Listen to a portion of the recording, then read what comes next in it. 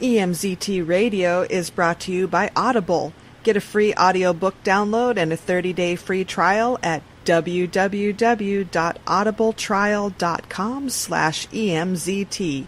Over 180,000 titles to choose from for your iPhone, Android, Kindle, or MP3 player. For you, the listeners of EMZT Radio Podcast, Audible is offering a free audiobook download with a free 30-day trial to give you the opportunity to check out their service.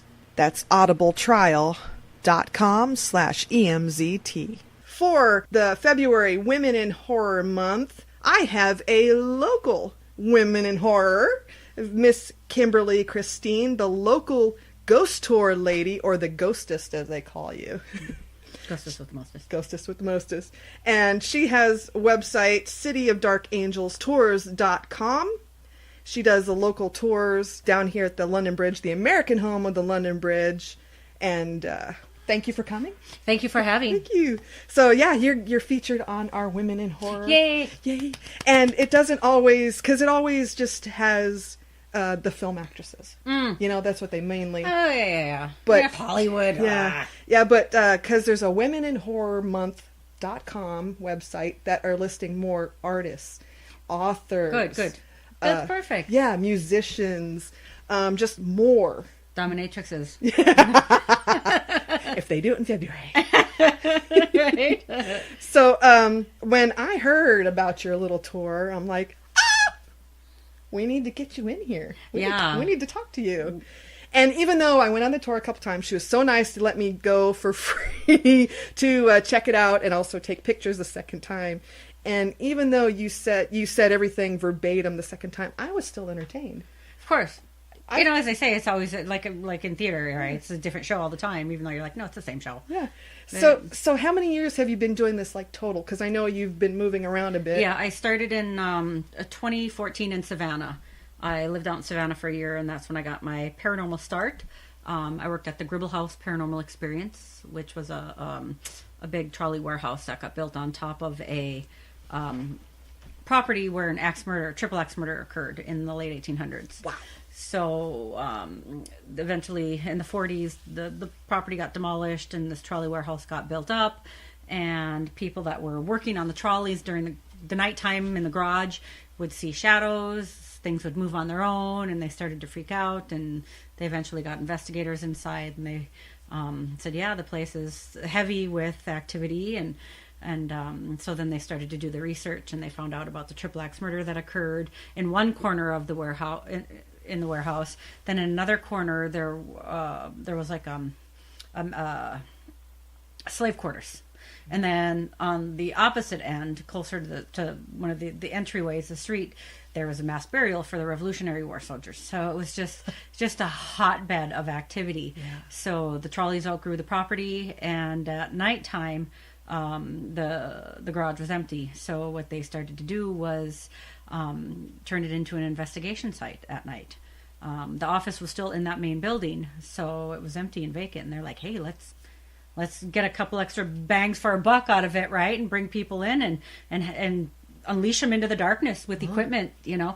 So that was really equipment use. They provided equipment, or you had? Yes, no, they had all the equipment. They had REM pods, of course, you know, EMF detectors, spirit boxes, yes. Ghost meters, all different kinds of fun little toys that we all got to learn and explain to the guests when they would come in. And it would generally run from like 8 o'clock until 10. So we'd give people like an hour and a half investigation in the darkness, yeah. You know, so it was scary on top of it. And that's really when I had my experience talking with the other side, and 3 to 5 nights a week, I would talk to the dead. They would pretty much welcome us when we would come into work for the night. You'd hear our names, Kim, come through the box. It was like, ooh, goosebumps. I've been called a bitch. Sorry. Can we swear on here? Yes. Okay. Let it fly. Let the fucks fly. I've been called a bitch. I've been called an idiot by the spirits, not by the guests. The particular hallway where the triple axe murder occurred, like literally where the women's bodies were found, it was like almost like a storage room hallway. And, we would bring people in there to investigate, and it didn't really seem to be that of a hotbed spot, they think that maybe they had crossed over, you know. Okay. But maybe there's just a little bit of a lingering of them. And generally, as hosts and moderators, we would walk around to all the different groups when we would separate them in the different areas and check on them, like, "Hey, how you doing? You know, are you talking?" Because sometimes people don't like to talk to the spirit box. They just sit there and wait for voices to come through. They don't know what to say. A lot of the times, you have all these questions, but you don't know what would be and appropriate. People check it out, like, what do I say to nothing? Yeah, well, you know, well, talk to yourself. If you were to talk to yourself, what would you say? You know, knowing that maybe there's somebody here, like from 100 years ago, you know, and their spirits are people too. And, you know, maybe they had a favorite food, or, you know, they like to drink alcohol and get drunk, and, you know, maybe they played sports or wore clothing. Like, what was their favorite outfit? What's their favorite color? I mean, all these different questions. So sometimes people would just freeze up, and we just wanted to make sure that they were having a conversation. And if they were just sitting there frozen, just listening to that, you know, the static, click, click, click, click, come through the box, it's like, talk. Say something. Yeah. So the minute I walked in through the doorway, I'm like, "Hey, how's everyone going?" "Sure thing, right through the spirit box, bitch." And I went, "All right, it looks like you're good. I'm going. I'll let you guys be. Obviously, I'm not wanted here." So I turned around and I left, and it was like the funniest thing ever. You know, I mean, like I said, the shit that you hear, you know, coming from the other side is, I mean, idiot. I've been called an idiot. Okay, yeah, an idiot, but no, I'm not a bitch. Right. No, you're not. No, you're very friendly. Right. Yeah, Don't piss me off, though. I just love. So the tour here. What research did you do to get? I went to the History Museum. I mean, we all like to go online and find stuff, but sometimes that stuff is like half-ass, you know. And you really want to get really into it. You know, after I left Savannah, I moved to LA, and I decided to do the research down in Hollywood because, oh my God, the fodder there and the things that talk about was like so overwhelming. Yeah. And it probably took me about a year to polish that tour off. But the resources I had there, I mean, the downtown library in LA was 8 stories high. Yeah. So you can imagine all the floors. There was like, where do I start? I think they had like 2 or 3 floors of just occult and paranormal. Right? I mean, it was so crazy. So here, you know, we only have one library. Yes. And it's very small. One and then, little. Yeah, tiny little library. And their occult section's like this big. Like 5 books in the occult section. Because it's taboo. Oh my gosh. Conservatives out here. So then I went to the History Museum, and I probably got just as much, you know, information there. I mean, I wasn't able to pull a lot of books out, but I got to see a lot of things. As far as like the newsprint goes, oh my God, it'd take me a year to get through all of, you know, those, and sadly they don't have microfiche or anything, you know, anything like that where I could, you know, sort through. I literally would have to open up a book and like turn every page, and, you know, so it's just like old fashioned. Come on, Havasu. We can find plenty of jobs for people to do, you know. Let's get a filing system going here. Yeah. But yeah, so that was pretty much the research I did. I started it when I first came out here in 2017 in May, and I started my first tour October 13th. That was Friday the 13th. And I pretty much had most of my research done at that point. But it's overwhelming. You know, there's so many different things that I talked about, and sometimes you just got to, you know, hone in, and it does. It takes a lot of polishing, and, you know, you got kids on the tour, you want to talk about a lot of things, and, you know, I would talk about the Tommy knockers in the mines, but the bottom line is we're doing a tour down by the bridge in the lake. Yeah. We're far from the mines, so at that point it really doesn't scare people that much because you're not bringing them to the mines. Right. If I brought them to the mines, that'd be one thing. So I had to keep it there, keep it distant. Yeah. I mean, keep it close to the where we were literally at. Mm-hmm. So it's and then I was just busy going to school, and it was just overwhelming, and I just said, you know what, I just need to put everything on hold for now. So I would start it back up again another 6 months later, a special event, and then it was just like, okay, let me just get it back open again, let me do it, because I've always loved doing it. You know, I have a master's in theater. I love talking. I love telling ghost stories. Always has as a kid. I've been an only child, so I've lived a lot of my life alone. You know, I like to a single parent. You know, my mom was always out drinking and partying, so I was home watching scary movies. I loved it. I loved fear. So when did you get introduced to scary movies? Probably young. Probably really young. Yeah, Boom Doom started at 4. Oh, 4. Wow. I don't even remember an age, but there's just something about being home alone and watching scary things. It's just that, And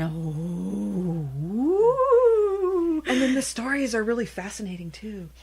The story, the history of the story and the anniversary dates and all these things that pop up and what you're not supposed to do.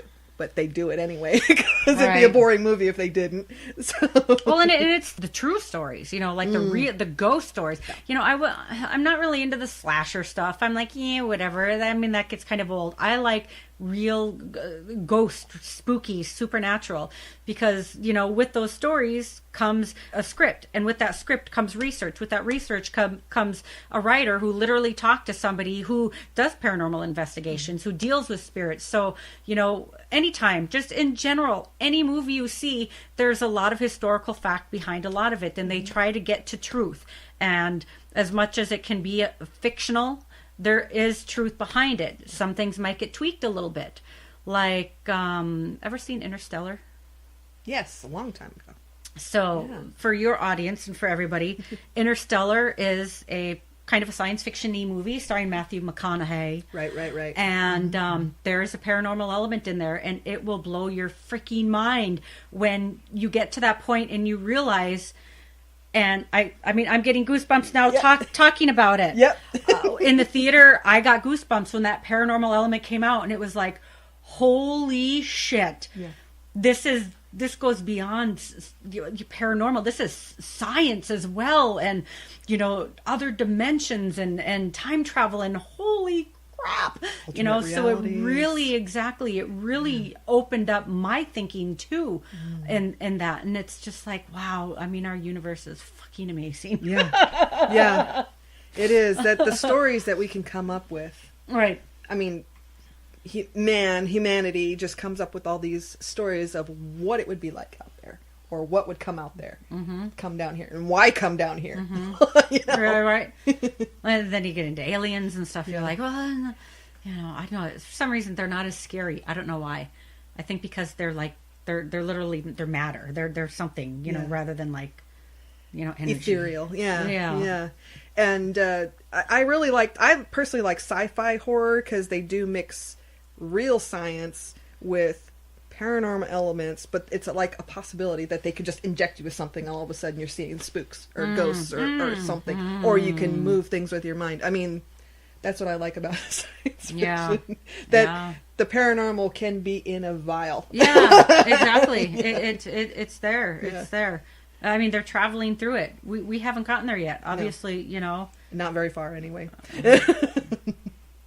Someday, hopefully I'm still alive. To experience that, whatever it is, that mind-opening thing. Like the Matrix. I watched the Matrix again. I actually have Matrix 3. Yeah, it's okay, but sorry. Yeah. But sorry for the filmmakers on that. It wasn't as good as 1 and possibly 2. But the story behind all that I mean, the total backstory of why this was going on, why they were in this world, that's not a reality, present, not the present. Right? Yeah. Just the whole. I mean, it got to 3 before you're like, oh my god, there's something behind. So the reality. What is reality? Yeah. Donnie Darko. Oh, I know. Oh, what was the one? There was one about his sister. That was just as twisted. Oh, is it the second one? Uh-huh. That's his sister. I don't know if I'd seen it. That's his sister. The girl that was doing the dancing. Yeah. She's even more messed up. Oh. And you're sitting there going, what? She's in Cellar Door. I remember Drew Barrymore said that, Cellar Door. The sound of Cellar Door. Anyway, so what days do you do your tours?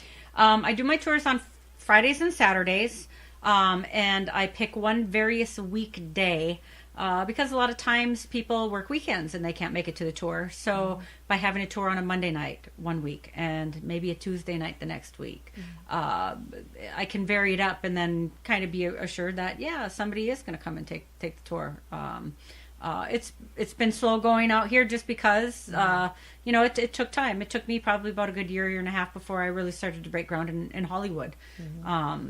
But and Havasu is a much smaller place. Yes. As much as we do get tourists, people like to do the boating thing and then they go to bed early. Yeah. And that's the only bummer about this town. Yeah. It's not a late night town, and it's really hard to get people to come out at 7:00 at night to take a ghost tour. Yeah, I was like, what? There's a ghost tour? Oh yeah, let's go. Yeah, and if nobody books, then I don't drive all the way there and do a tour. Because I have to get ready. I have to make sure all the batteries are fresh from the equipment and make sure everything is working, and then head on down. And I'm not going to just stand there and hope somebody shows up and then be like, okay, so there just went an hour and a half. Now I'm just going to go back again. Yeah. So I usually will have a cutoff an hour and a half before the tour time. If nobody books, then at that point, nobody's going to book. Right. So then I do an auto close on the tour. But and that's why it's important to get people book a tour before 5:30. And we can do all this through the website, right? Book the tour. Yeah. Oh, of course. Yeah. And I prefer it. It's easier that way because I work all day long, and it's really difficult for me to take calls. I'm doing massage. I'm working on clients. I'm teaching. During the day.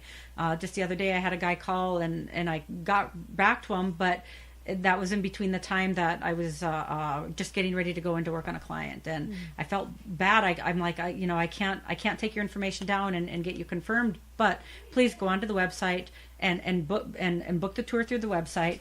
And it was a donation that I gave away for Christmas. Oh. And it was for the yacht club out here. Yeah. So I gave some tickets away, which is nice, That was fun. And I had somebody call, and I'm like, just like I do is just book on the website. That's it. Because then I send a confirmation email. It talks about where we meet, what time, what to expect, how to dress, bring your phones fully charged, all these different things too, because I want people to be able to know how to use equipment, so they don't have to go out and buy it. You can use your phones. Our phones are a very expensive piece of electronical equipment. Spirits are pure energy, so of course they are going to be able to manipulate those devices, and I just want to make sure everyone's got those devices fully charged so they can use them and play around. Yeah, it's just so much easier with the technology we have to, like, on your phone you'll see, booked, or no book, or you're like, when we were trying to hook up, it was raining. You're like, and you texted me, no, we're not going out. It's raining. No, that's a rare occasion out here for that to happen. Yeah. But when it did, or really super, super, super windy. Because we had some pretty brutal winds, and when you're down by the water and stuff, it can get pretty choppy, and the winds do pick up when you're by the water. And it gets really cold. Yeah, very cold, especially in the winter. A lot of people are like, you're in Arizona, we can wear shorts and flip-flops. Go ahead, but I wouldn't recommend it. Just because you're from Minnesota doesn't mean it's going to be warm. I know, hey, I'm not bashing the people from Minnesota, because I'm from Minnesota. So I'm bashing myself. Yeah. But yes, I know what it's like when you go down to Arizona in the winter. And you get a little arrogant, and you're like, hey, I can wear shorts. Okay, it's Jimmy Buffett, Margaritaville down here all year long. No. When it's nighttime, no, it's not. Yeah, no, not at all. Except in the summer, then yeah. Oh gosh, and that's unfortunate too, because once the heat starts picking up, there's no way I can do a tour when it's 90 degrees at night. Yeah, it's too confining, and it's just hot, and so usually around the end of May I have to cut the tours and hold off until usually the end of September, the first week in October again. When it cools off, and that's a long chunk of time to not do a tour. And when I was in Hollywood, I did them year round. Well, yeah, the weather is better there, and so I do miss that. So the tours are very hit or miss with the weather and different things like that, so it's spotty. But so I mean, you're highly entertaining. Like I said, even though I did the tour twice, I wasn't bored. I was fascinated. I still loved hearing all about the stories of our London Bridge, and you even made an extra creep factor by saying that the bodies from the river got onto the bricks because it was on the river going. That residual haunting, and the residual junk. Yes, that's how the bridge attaches itself. Yeah. I'm thinking about that. People are like, "Well, how are spirits attached to the bridge? It's a different bridge." It's like, but thinking about all the mud and the muck and the decomposition of the right. No, it's still there. It can't be washed off. Yeah, no, Can't be washed off. no, it can't be washed Can't be off. washed. I mean, what did they like? Take every brick and scrub it with they like did. bleach? No, we know they did not do that. We know. No. So if you really want to gross somebody out, tell them that I dare you to go up and lick one of the bricks that are by the water. One of the ladies like moved away when you're touching and said they're here, right here. Right? She's like, oh. Yeah, it's right there. Just like slime grows, right? It can work its way up just like little bugs, you know. And okay, so the tour lasts about an hour and a half. Hour and a half, yeah. Hour and a half. You do have to be in a little bit of good shape to do it. It's just the walking is fine. I was fine with that, but going back up those stairs are killer. Oh, I know.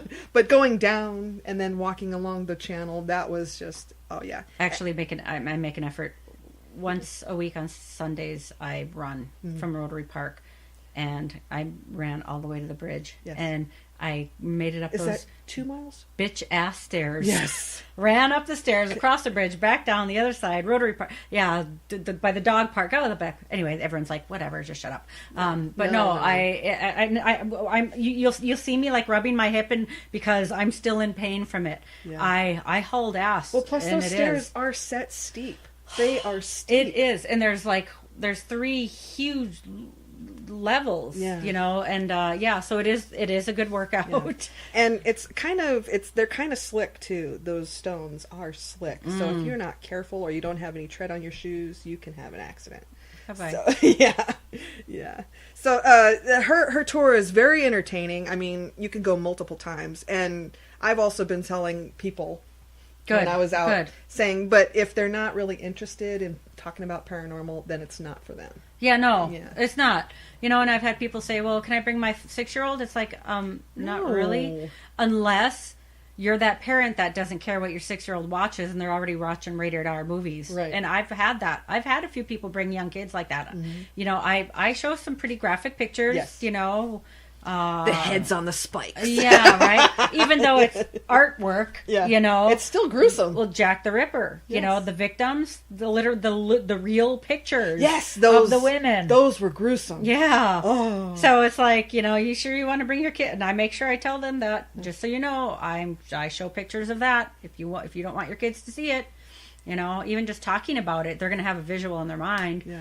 So, oh wow, yeah. Yeah, I mean, it is. She shows these great actual pictures, all from the museum on her little iPad. So you have a visual as well as you telling the story. Yeah, and so it's interactive, you know, and that's everything. People like to see photos. Yes, they like to experience the paranormal. So it's very interactive. I just don't sit and look and point, hey, look at right there's this. No, here's a picture of how this really looked. Yes. You know, so then it tells a better story, you know, because some people are visual, some people are audible, some people, you know, some people just, you know, process things differently and they like to see different things, just like, you know, when students are learning, they like, you know, they learn in different manners. So this way it keeps people like to see things, you know. Yes. And she ends the tour, like, it's like the last half hour is playing with the ghost hunting equipment. And sometimes you get results and sometimes you don't, because people freeze up and get shy. I mean, I couldn't know what to say. I'm like, what do I ask that won't piss them off? Yeah. But then that's sort of what you need, is just a little provoking on them. Sure. Yeah. The favorite thing I heard was when that guy asked, how did you die? And the answer came up, Darcy. Darcy. Wait, was that you? We heard water ski. Yeah. Or something like that. Water ski. Like, what? Ski. Yeah, I was waiting for an answer. I was like, death by girlfriend or wife? What a bitch. And I almost was waiting to hear, yeah. Yeah, she was. Yeah, she was a Darcy bitch. Killed me. I don't know how she did it, but she did it. And since it's also, when you're ending, it's near some condos, do you ever get complaints? Because, you know, you do have to yell a little bit, or talk loudly. The death whistle. And the death whistle, that which really I have scares. pictures. I have pictures. You'll see them. Yeah. That was freaky. Creepy. And I suppose, you know, and a good thing people don't probably live in those condos, you know, all month long or year round, because then they're going to be like, God, there's that creepy noise again. What the hell is that? People are screaming. But yeah, so far no complaints, and that's why the tour ends at 8:30. Okay. More than likely some of those people in there got their music louder. Right. Or either it's a prime time, it's a weekend. Every now and again I'll see people out on the balcony. They don't know what's going on. Right. That death whistle, it chilled me. I was like, oh. But it works. Yeah. It works. It'd be nice to know if we actually did draw a few spirits that were like, hey, yeah, I'm coming on over. I hear you whistling for me. Okay, so what are the usual... I was trying to find what's the usual price of the tickets? Tickets are $20. $20. Okay. And the reason why it's $20 is because you get to use the equipment. Most tours normally average from $15 to $20 as far as ghost tours go. Like if you do a normal historical tour down by the bridge, I believe it's $10. And that's just, daytime. Of course, people want to be scared. They want to pay a little bit more to be scared. Yeah. And the minute you flash that ghost hunting equipment in front of them and tell them, guess what? You're going to have hands on. You're going to touch it. You're going to experience it. You're going to hear from the other side. You may hear your name. It's like, well, So the ghost tours do tend to be more. It's worth because of that. Because it is an experience. It's not you're just sitting there listening to stories. You're going to be part of it. You're in it. You are going to be part of it. Yeah. And I don't think $20 is too much to ask. That's there's certain, if you follow me on my social media, I'll run up some ads and I'll post specials. Right now, because it's Valentine's Day, I'm running a special. It's 50% off, and the promo code is Love Bites. Nice. And it expires the 16th. Okay. So in case, somebody wants to go out on Valentine's Day, I'm going to run a tour on Valentine's Day. That's because I'm single and I don't care, And there's a singles group out here in Havasu that I'm part of, and I let them know too. Hey, come on out, guys, and girls, sorry. Yes. People, come on out, do a ghost tour, let's have fun, get together with other single people, and so it's almost a meetup. Yeah, it is almost, But the special is out there for everybody, Valentine's Day, if you go with a significant other or not. So, yeah. Let's see if you got any old flames that are sticking around. The love locks. Right. The love locks. Nice. Do you see your tour expanding in any way, adding anything else? Well, the only other thing I thought about is literally going out onto the lake. I've done my girlfriend and her husband. We went out on their boat, brought the equipment. We did some things. We still heard stuff, but it was really cold and windy that night, and the water was really choppy. So we couldn't really make it out into the full lake. We were just making it out the channel. Like where we stopped for the tour, out that way, and we started to get out into the lake a little bit. It was like it just got too choppy, and we turned around and came back. But I would like to do almost like an overnight on a boat, And there's a $50 tour. Yeah, at least. Yes, minimum. Right? Because when we talk about spirits and ghosts, I'm sure a lot of people have heard of the fact that it's not just people that they can see references of. You can, like, if there's a car accident, I'm sure you've probably heard a lot of stories about people saying they can see a ghost car. Well, have seen the movie Ghost Ship? Yes. Same thing. And all of the accidents that happen out here on our lake every year, lots of ships crashing, people, getting killed, accidents happening. So there's going to be a lot of ghost ships that are out on our lake. So to be able to do an overnight, maybe say from 11 o'clock or maybe 10 o'clock to like maybe 4 or 5 o'clock in the morning, to do an investigation in that sense. So people would get a nice sleep before they come in, and then go out on the lake and bring all their equipment. That might be new research you need to find is where people died. Because there's records of that. I think either the police has public records on it or the newspapers. I've went to the police to ask about how many people have died on the lake, and they said, we don't know that. Go to the city. I went to the city. They're like, we don't know that. We'll contact this person. We contacted that person. They're like, I don't know that. Then literally I went through, I think, 3 or 4 different transfers before they eventually transferred me to like the main state in Phoenix building. Geez. And then she said, well, we can't give you that information. And it's like, well, I'm not asking for names of people who died. Yeah. I want a number. Just a number. I want a number. How many? Yeah. So, but then that just means now I have to research every single year between pretty much from when spring break is, pretty much through that period, to get numbers.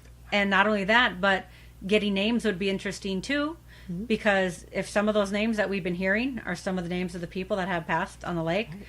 Because if it's on average 6 or 7 people every year, and every year over the last 15 years, the last 10 years, the last 20 years, right. That's over 160, 200. I mean, it could be or more. We could be like 300. Oh yeah, that's kitty. Kitty out there. So yeah, so I mean that's a lot of people out in that little small area of the lake. And then Copper Canyon, where people jump and dive off. There's been plenty of deaths down there. I hear a lot of that. That would be a really nice place to go and do something. There's sunken boats down there. Mm-hmm. I've dived down there, so I've seen them. It goes 60 feet. That's pretty big. I think. And what was it? There was just rock. There's rocks down there. Rock and like ledges. It's like a cliff. Ledges. So they have to jump out far enough so they won't hit it. Yeah, where they jump out, they need to jump at least 10 feet out. Oh. And a lot of the times they don't. So when they hit their feet, they hit the ledge. But not always. It depends on how the height of the water is. Sure. But it's less than 10 feet under the ledge. And I've been under that. There's tunnels down there. And I can't go in. I have a thing with the claustrophobia. Small spaces. Yeah, I know. I can't. Like when I see those cave, I can never watch cave diving movies because no, getting cramped in small spaces. See, I'm getting chills. I know, right? I can't stand it. That's like my fear. That's like my fear of dying right there. Is like getting stuck in it. And then the damn catfish down that way are big. Oh, they look like snakes. Oh, wow. They're big. Yeah, and they're scary, and they look like big black snakes. The couple that I went on the boat with, they had been out the previous weekend before, and because I would talk about the trolls under the bridge. Yes. Now I stopped talking about it because it is too childish, and I don't have enough kids on the tour, so that's all right. Focus on the ghosts. And I would bring up a little bit of a mermaid factor, as well as for the trolls, and they said, we had seen something very interesting, and it almost looked like a seal. They said it had weird back flippers, and it was big, and it moved really quick, and it did a weird thing. And they said maybe it was the troll that you were talking about, and I'm like, maybe it was a mermaid, and they're like, maybe, or some mutated turtles we have. Right? We have turtles that have the big flippers. Yeah. I don't know if we still have them, but last time I was out with my dad, he caught big turtle. Oh, wow. And it had the huge flippers. And underwater, that looks like some critter. Like a sea critter. Oh, yeah. So, okay. So doing investigations on the lake. Yes, that's expansion. But then that's also a huge liability. Yes. Because then there we are, late at night in the darkness, where another boat could crash into us, and then will be the next story that I sure don't talk about. Because people don't always run the lights. I mean, when we saw them where we were, their lights weren't on. See, and that's... Yeah, so it'd be very dangerous to do such, unless you ended up getting like the ferry, something big. But remember, didn't one of the spirits say that they traveled on the ferry? I don't remember. Maybe the ferry was driving by. Yeah, if I'm trying to remember that right. Yeah. But so, are you also... I heard you might be also part of... Isn't there a paranormal group that meets up? horror / paranormal group? I have a meetup, which is called Goosebumps and Gizmos in the City of Dark Angels. Yeah. And I would do monthly meetups where we would go to different places within the city and just do investigations, get people together, get people to experience some of it. I even had run paranormal investigation classes. So if kids want to get into it, because when I was in LA, I had a parent contact me saying that their kids are doing ghost hunting YouTube videos, and she's like, "But we fear that they really don't quite understand the whole whatever. The kids aren't really getting it correct. They're just going out with the equipment and not realizing really what they're getting themselves into. Right. You know, like, do they need to know about cleansing? Do they need to know about not allowing attachments and about bullies and how spirits can control kids very easily? Possessions, you know, and so it's, you know, it was really dicey. So this parent contacted me, and you know, I ended up, you know, sitting together with the kids and telling them about the equipment and how to use it, how to talk to the spirits. And they went to one of the homes where supposedly the Black Dahlia had been killed. Oh. Yeah. Supposedly the person that was committed that crime. But anyway, yeah. So I like to do workshops in that sense. Right now, everything is private. If somebody contacts me, I haven't done a monthly meetup in a while, just because once I got back into working, and then I started the tours up. Then it just became overwhelming. Like right now, I'm working 6 days a week, but that's going to change because I'm going to be working smarter, not harder. Right. So I'm going to be renting my own space and doing massage. So I'm going to have my own business. I'm going to make my own hours rather than being under the, you know, being the victim of an employee, basically. Yeah. Being an employee and having to sit around for 6 or 7 hours and work for someone nobody's coming in. Yeah. But anyway, so I'm going to be getting my own business, making my own hours, which means I'm going to be able to open up more things, and I'm going to get back into my the investigations, the monthly investigations, and that's like free, you know, just people getting together, experiencing it. But I don't explain the equipment all that much, because come take a class. Yes. You know, because otherwise I'm wasting a half an hour to 45 minutes of my time telling people how to, you know, what's the difference between a ghost and a spirit? How to use the equipment, this and that. It's almost like half of my tour. Right. You know? Right. So, in a sense, I'm wasting all that time where we could just be getting in, setting up, doing an investigation, and having more time spending with attracting spirits and communicating with the other side. So that's the whole goal, is to be able to offer a workshop, and then that following weekend, do a meetup, you know? Okay. And the workshops would be of course paid events, but the meetups would be almost like an excuse for everyone to get experience in, and plus to meet other people. Yes, exactly. Yeah. And then from that point on, hey, if you guys want to go and branch out on your own and go here or go there or go to Kingman or go to Oatman or you know, you know, Route 66, if you want to drive down. Yeah, I mean you just. You know, there's so many things. Arizona has historic spots. Yeah. So, yeah. And then come back and have you help you mark your maps to tell other people. Yeah, exactly. Yeah. Exactly. For your ghost tour, what bothered me just a little bit was that the possibility of spirit attachments. Would you ever consider doing cleansings to make people feel better about bringing something home? You know, because it is a possibility. Yeah, it is. I've really looked into even thinking about doing that for people's homes. Mm-hmm. I've read a few things. I'm in by no way a shaman, you know, when it comes to different things like that locally, but I have experience. I know different things. I'm also a Reiki master, so I deal with energy. But I'm not a medium, you know, and but I am clairvoyant, and there's a big difference between those things. Yes, there is. Mediums can sense. Clairvoyance, we see things in our mind. Usually people who are creative are clairvoyants. You know, thinking with the you know, they're left-handed, but thinking with the right brain. Mm-hmm. So we're seeing patterns. We're thinking artistically. We're able to see images in our mind. And that's what happened when I was doing a pub crawl. I had a whole experience with that. Yes. Yeah. I love that story. We'll get back to that. Yes. But yes, doing cleansings in homes. If I do a cleansing at home, I may have a clairvoyant moment where all of a sudden I'm seeing a vision or an image of somebody in my mind that, like all of a sudden maybe the image of a cat will come up, or a male or a young child. So something like that could definitely be the case. But doing homes is a pretty big event, is a pretty big thing. Yes. To have to prepare to do a home cleansing. People, a little bit easier. That's definitely when it comes, that's the whole reason why I ended up taking my Reiki Master course. I was which she actually did in India. Yeah. Actually, Reiki 1 and 2 I took in India.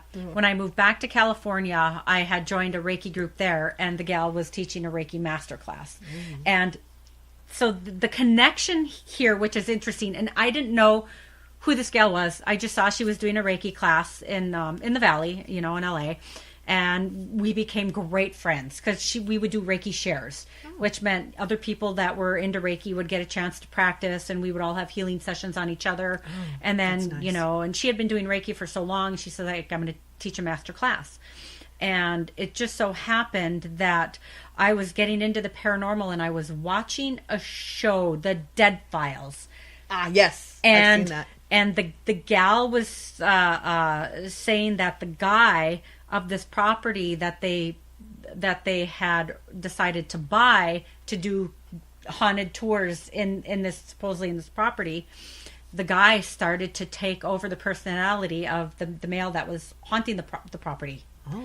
And the gal in Dead Files said, what you need to do is you need to find a Reiki master that could cleanse that energy out of you. And that's when I went, I have to do that. I'm like, I'm one step away. I'm there. I can take a Reiki master class and I'll be fine. Yeah. And that's when I said, I'm taking my Reiki master class.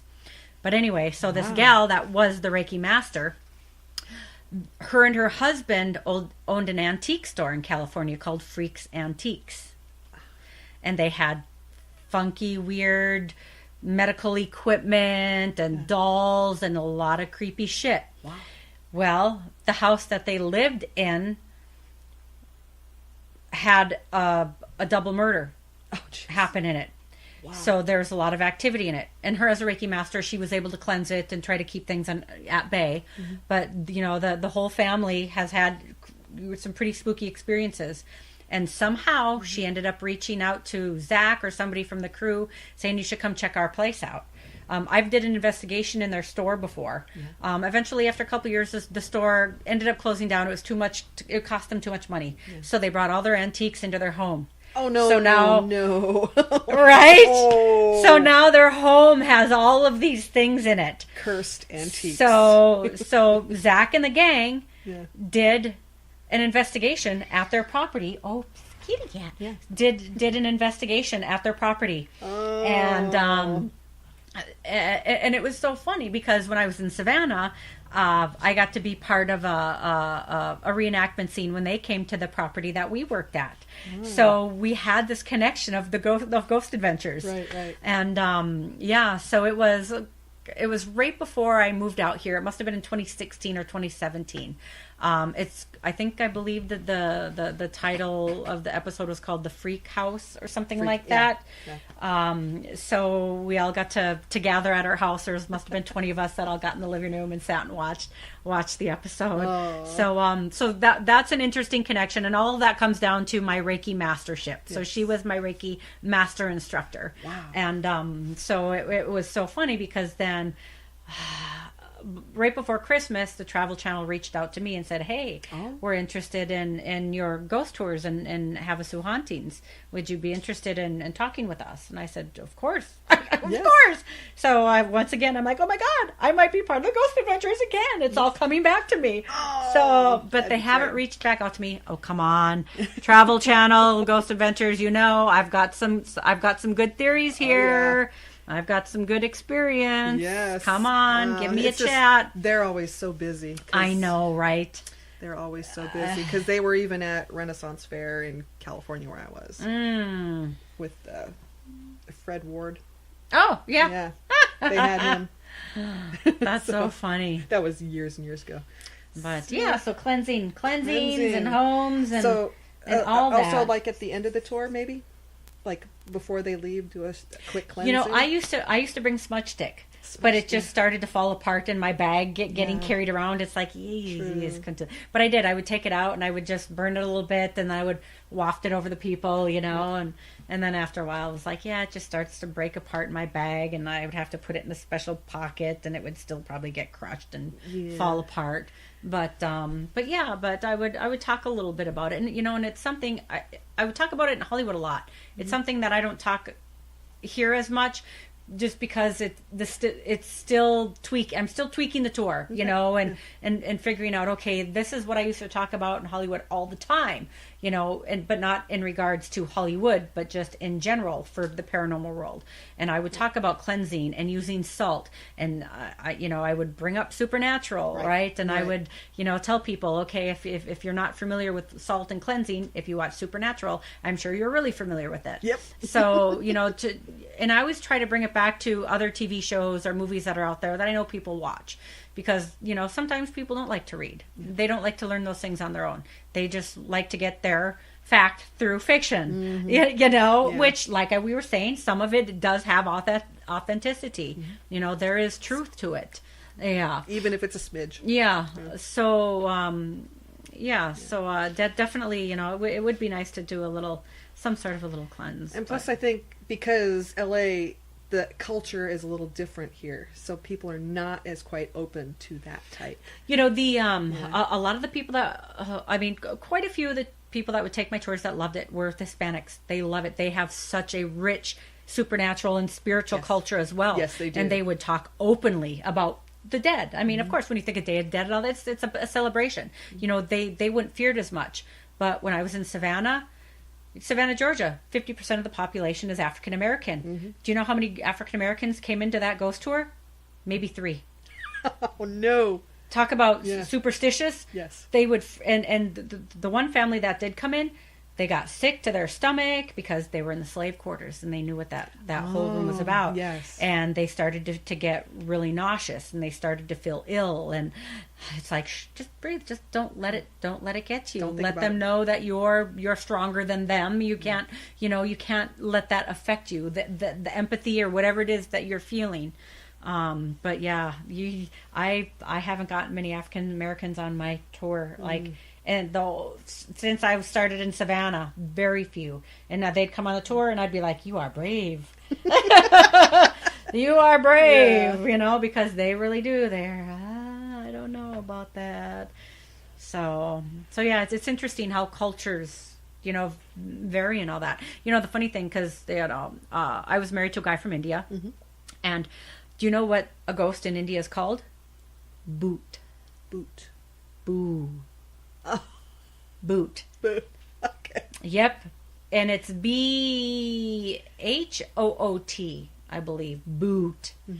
So thinking about it, when the ghost says boo, right? Boo. And I just couldn't believe it. I'm like, wow, that's interesting. I wonder if there's any kind of correlation to that. So, and they have, you know, their different versions of spirits and yeah, so it's fascinating, and that's such a talk about the spiritual culture there, you know, all the gods and the deities and yeah. So, do you ever reach out to other people in town to get stories? I don't, and I know I need to more, you know. And there's times I do think about posting, hey, if anyone's got a good ghost story, tell me. Sometimes, you might get a lot of garbage, you know, like people just making stuff up, but you never know. You can tell, you know, and then, you know, the next thing, you know, I've got like 20 people that are like, come to my house and investigate. I'm like, like, dude, no. I work, I have a real job. I can't do this every single night. So it does get overwhelming in that sense. So I really have to be careful when I ask people. So people will, you know, if they bring out their story and they talk about different places and different, you know, areas, then I'll be like, I'll make sure I check that one out, you know. But really, when it comes down to it, almost everybody can have some sort of a supernatural experience in their home if they're open to it. And there's where you can expand your business, get more people to work with you, maybe later. Sure. Later, to help with that. Because then there's where your extra business could come from, visiting other people's homes. Oh, paying people to go and cleanse Cleansing. homes. Yeah. But that's later. I mean, that could be a later. Yeah. Yeah. Well, the thing is, Havasu is such an old community because we have all of our snowbirds here. I tell a lot of people that come on our tours, and they're like, there's not ghosts in Havasu. I'm like, you want to make a bet? Yeah. Do you know how many seniors have passed away out here? Yes. Especially at have you been to the nursing home? The main nursing home. In there, it's creepy. Which one is it? The main one off of Kearsarge. Okay, no, I don't know. It's the original nursing home. Oh, and going in there, you feel chills. It's cold. It's always cold. They have the heat on. It's still cold. It's still cold. It's still cold. I know a good friend of mine, she works at Prestige. Yes. And she said... That's a newer facility. She's like, people pass away here quite often, and a lot of us here that work experience the spookiest things, She's got her beauty salon in there. Yep. There's also one in the other one. Oh. Well, it's a little one. Oh. But, yeah, I mean, those would be great places to check out. I know, right? It is. But, yeah, once again, you're dealing with senior spirits. Yes. And at that time, I don't know how many senior spirits would really still be stuck behind. At that point, they've lived their life. They're ready to move on. It's the younger ones who still have those burdens. Mm-hmm. I call them spiritual hoarders. Right. They just can't seem to leave this life, and they continue to take stock in their old life because they can't move on. It's like people refusing to, flow with the times and get a new iPhone or something. They just don't. I still love my iPhone 4, right? But no. But yeah, it's just I don't think there's too many old spirits. I mean, sure, there may be some, maybe still trying to figure out how things are. See, we're talking about it. 1 second. Good. Moving on. So the senior spirits, I think they probably do cross over a little bit more than the younger ones. The younger ones still feel that they didn't live their life fully. They didn't live it enough. Mm-hmm. There's still things that they wanted to finish here. Mm-hmm. I still wanted to go here. I still wanted to go to Disneyland. I still wanted, the older people are like, yeah, whatever. I'm ready to go on. I'm ready to recycle my soul and to get popped out somewhere in like Ireland or whatever, I don't know. But yeah. So to say with paranormal investigations, there's always new things to check out. Well, because there's now these new creepypastas, well, not new creepypastas, but creepypastas that are also urban legends. I mean, do you still consider that it's almost like doing more homework for the paranormal to learn about new spirits or new creatures or something? New equipment, maybe. The new equipment, yeah, because that's something that's always, one of the paranormal groups that, I joined up in LA, they had like the creepiest, I wouldn't even call it a spirit box. It was something totally different. It literally was almost like a guitar speaker that they had rigged and wired up in such a manner. It was literally like an echo in a tunnel that you would hear the spirit's voice, but you'd have all that white noise was gone. Oh. So it was freaky, and it would like echo. It was, but and I can't remember the name of it, but I'm sure if you snoop around, you'll be able to find out. I've seen a few posts about it, but it was, I want to think it was maybe like $300 or $400 for this thing, and it was really unique. We used it in one of the spaces when we were up in California at a ranch up in the valley.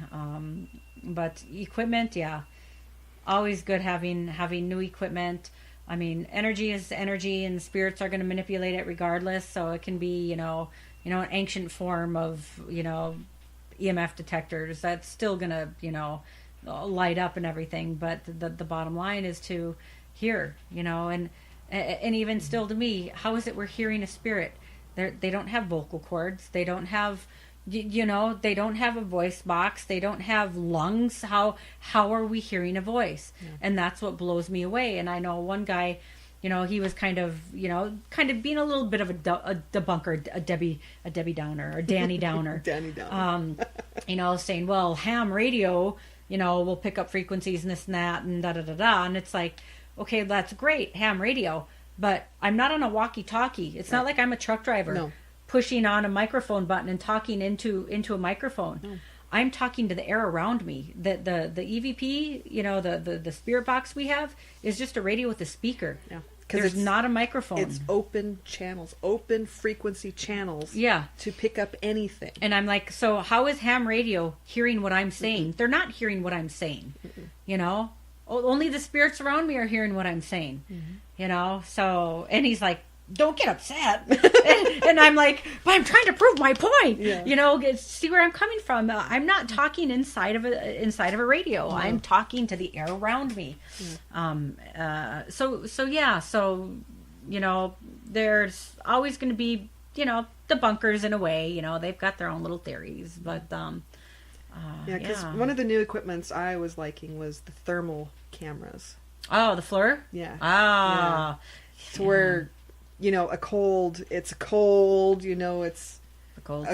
ghost, either a ghost imprint or a spirit actually moving. Right. And then you can see who's with you, like around you, like people, regular people. Yeah. And then you see cold, because you can find those cold spots and go, okay, let's stand here. Or it's just going to show like an air pocket. Ah, that's a vortex. Vortex. We talk about vortexes. Yes. Vortices. Oh, she covers everything. Yeah. It's awesome. Try. And it's so hard. I had a good friend on the tour. So your friends are going to be your most critical, right? Mm-hmm. That's when she's like, you should just talk about ghosts. I'm like, no. Yeah, but I can't talk just about ghosts the whole time, because there's not always ghosts. I want to talk about ghosts in the form of energy and how that energy affects us and how we can be energy. So that's when I go into the vortices and the chakras in the human body and how our energy goes beyond that. So in a way it is spiritual. Yeah, it still is spiritual, even though it's not a ghost, but that's how we become a ghost. That's still our system that's working. That brain of ours is an antenna. It's beep, beep, beep, beep. It's picking up feelers and sensors around us. That's what it is. Beep, beep. Wow. Yeah, it's big. It's too big to think about. It's too big, and it's kind of scary too, because it's around. It's like it's in the air. And we'll never know until we get there. Yeah. When we pass away, we're like, oh shit, that's what I was talking about. I was so wrong.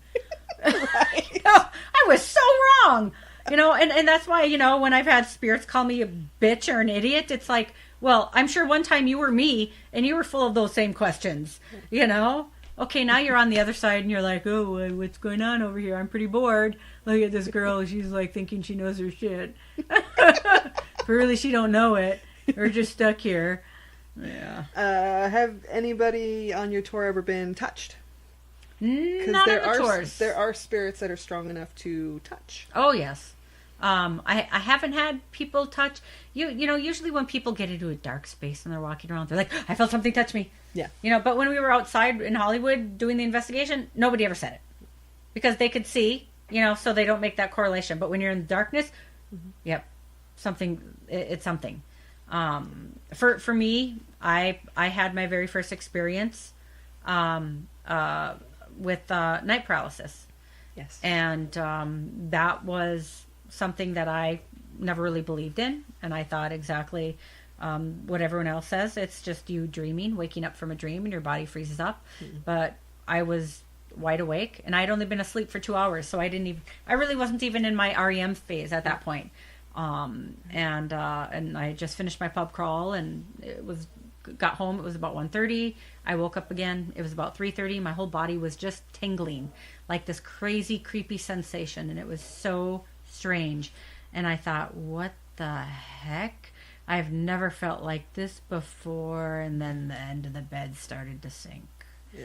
And I went, oh, okay, I think something's happening. And I was laying on my belly, and I turned to look, and my husband at the time, he was sleeping next to me, and he's not into any of this. So the last thing I wanted to do was scream. So I had to keep as quiet as much as possible, not to freak him out. He probably would have left me then. but I beat him to that punch anyway. But so I turned and looked to see if I could see a shadow or a light or something or anything. And it was the minute I turned to look, all of a sudden I got this big bear hug from behind, literally squeezed the air out of me.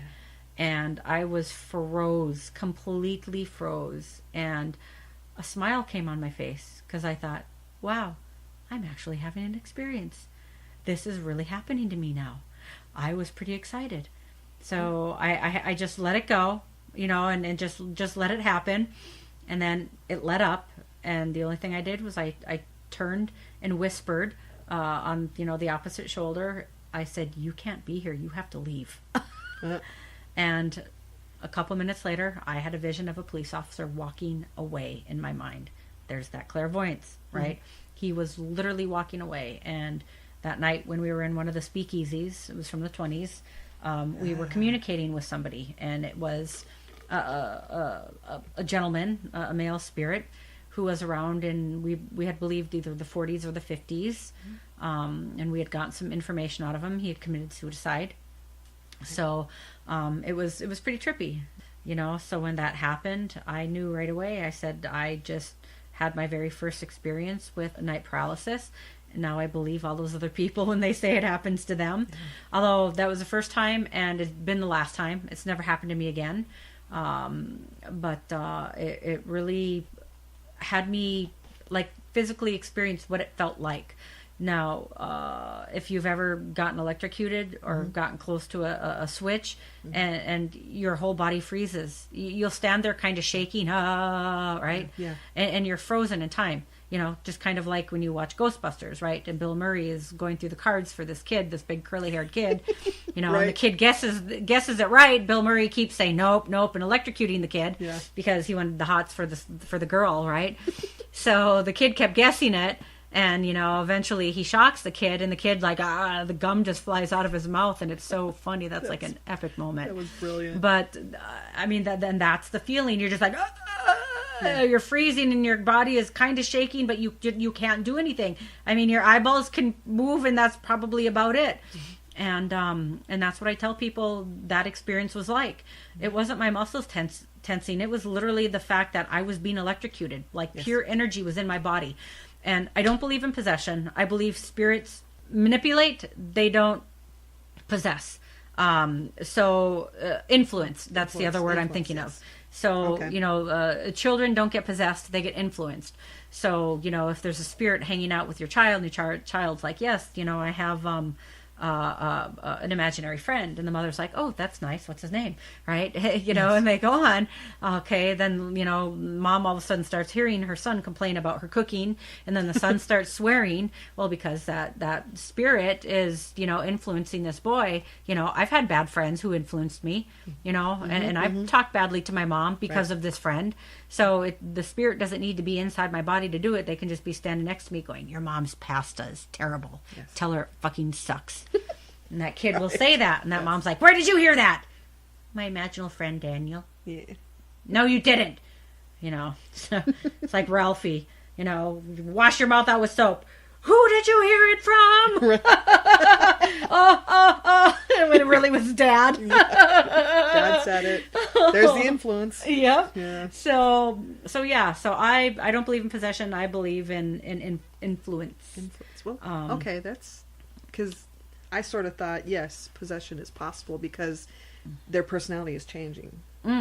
So, but their influence, I can agree with that. Sure.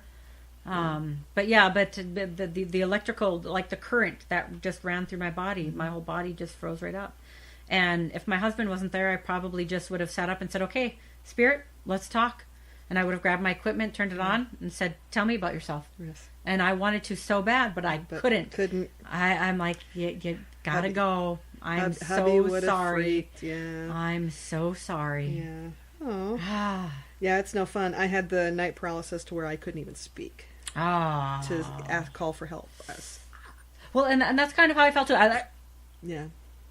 Everything was locked up. Yes. Like I said, I think my eyes are the only thing that could move. Yes. And if even I remembered moving my eyes, But I smiled because I'm like, yeah, that's cool. I smiled as best as I could. But night paralysis is not fun to experience. Yeah. I'm going to agree with that. Wow. It's not. I wasn't enjoying it. It happens several times. Oh. Even happens here.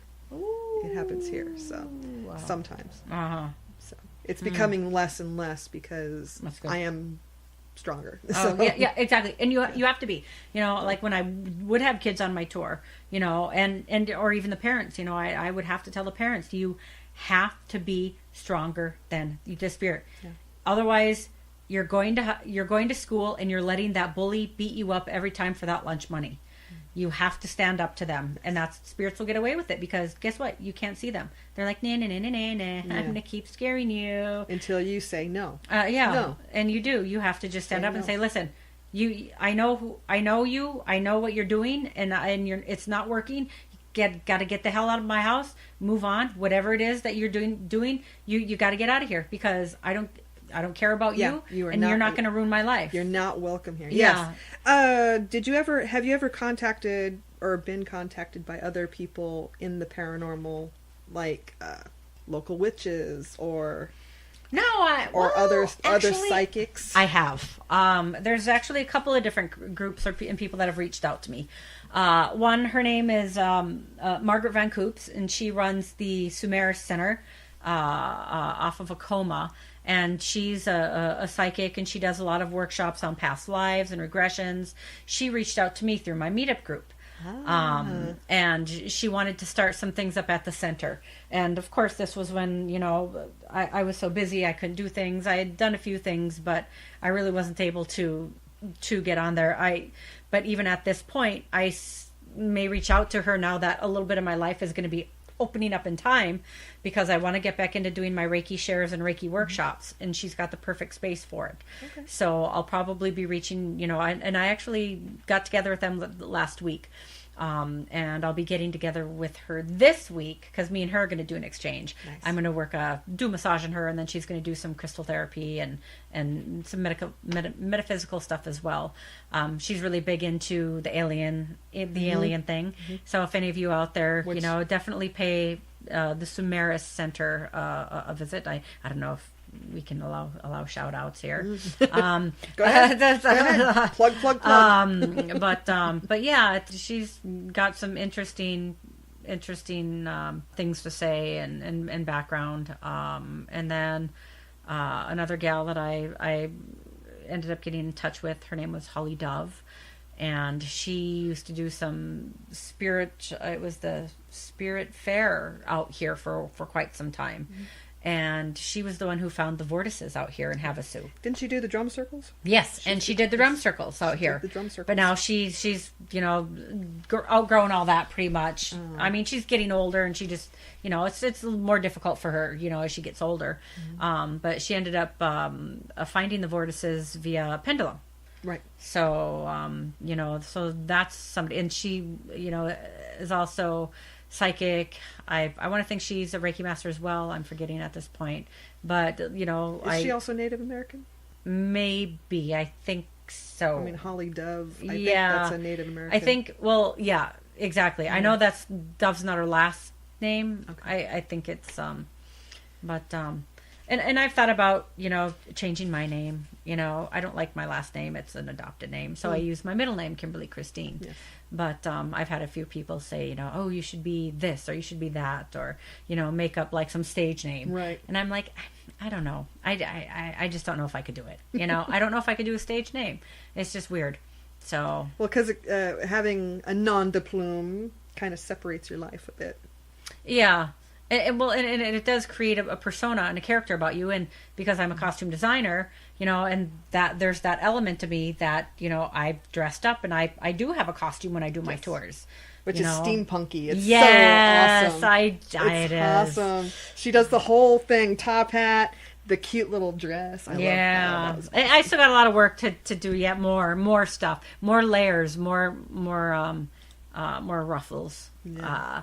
But a lot of time you can't show it because it is windy. Well, right now it's windy, it's cold. Exactly. Yeah. So I do the trench coat. Yes. And that's when I was in Hollywood. I was doing like a 50s kind of a 40s or 50s with the the fedora hat and the trench coat, and I would dress up Flapper. So when I was in Hollywood doing tours, I would run the gamut of costume. I wouldn't have the same costume. I'm ADD, right? So my mind's all over the place. I'm like, no, I got to look like this day, and this day, and this day. I would change my looks quite often. I've also been called chameleon. Right. Because I change. Yes. That's awesome. Well, this is the part where you plug your stuff and let people know where we can reach you. So you can reach me at thecityofdarkangelstours.com. I am in Lake Havasu City, Arizona. And I also go under the search engine of Havasu Hauntings, just because it's easier to type sometimes for people. And plus, if people come out here and they want to see if Havasu is haunted, and they type that, Haunted Havasu, or Ghosts in Havasu, then more than likely Havasu Hauntings will pop up versus City of Dark Angels. So those are the places that you could reach me out. Of course, I'm on Facebook, City of Dark Angels Tours, and or Havasu Hauntings. You can type either or and find me. And I do Instagram, but I'll be honest, I don't do Instagram enough anymore. Doing all those damn hashtags take up so much of my time. I'm happy with just doing a Facebook post and just post, I don't know. I'm really getting tired of Instagram. There's too many social medias to control and take care of. But yeah, so that's my plug. All right, and thank you very much for joining me tonight. Thank you for having me, girl. And do check out her tours if you are into the paranormal and want to learn about the local Lake Havasu legends.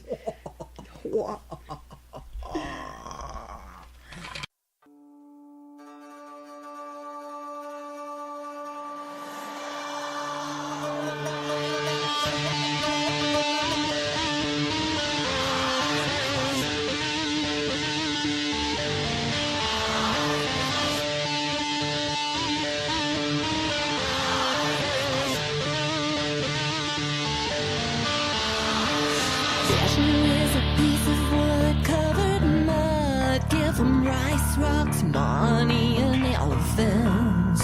It can't be the idol, but washes reflection in elephants.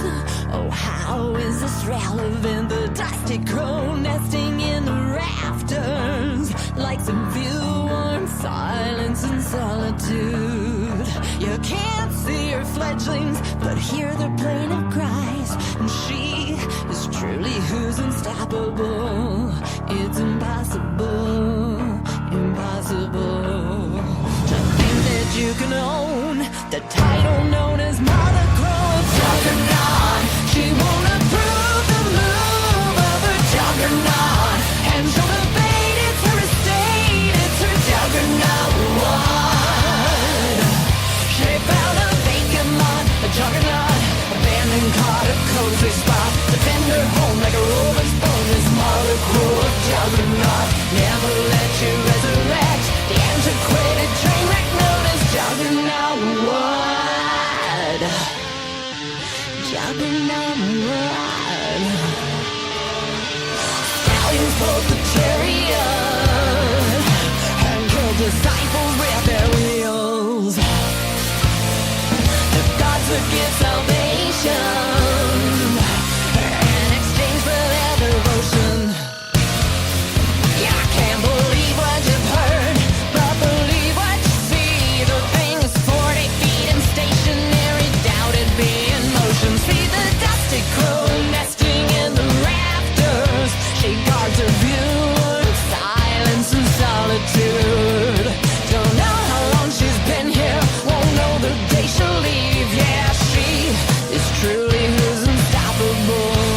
It's impossible, impossible to try and dethrone the present reigning Mother Crow of Juggernaut. She won't approve the move of her Juggernaut. Yeah, she'll debate it's her estate, it's her Juggernaut. She found a vacant lot, a Juggernaut, abandoned caught a cozy spot, defend her home like a rover's bone. This Mother Crow of Juggernaut never let you resurrect the antiquated train wreck known as Juggernaut. What?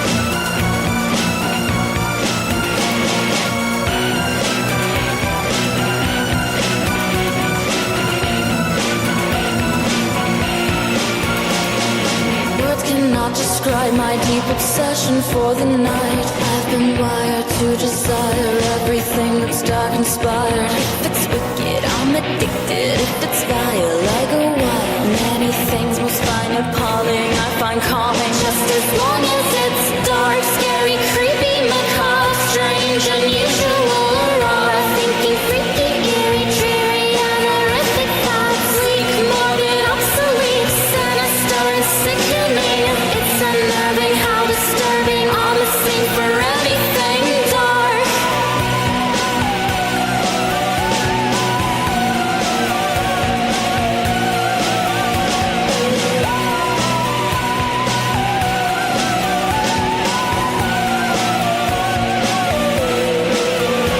Drinking red wine by candlelight on a dark and stormy night. I couldn't feel more alive. This is my own paradise. Wearing black and red tights, planning for the day I die. Plan to have my heart put in a jar of formaldehyde. Sticking for a vampire in my everyday attire. Into shocking visuals and partying at funerals. Celebrating Halloween every day of every week. Sipping on a sweet cyanide spike. Drink while meditating to the sound of squeaky swings and screeching owls. If there's dread, doom and gloom, I am always in a better mood. It's useless to explain the twisted function of my brain. I'm wide-eyed, mesmerized, and hypnotized by anything dark, scary, creepy, macabre, strange, unusual, or raw. Thinking freaky, eerie, dreary, and horrific thoughts. Sleek, morbid, obsolete, sinister, and sickening.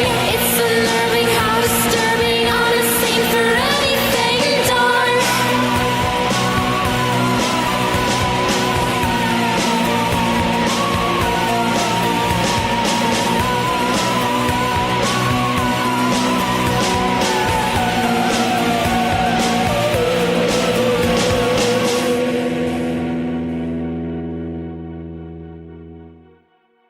Don't you understand, Rachel?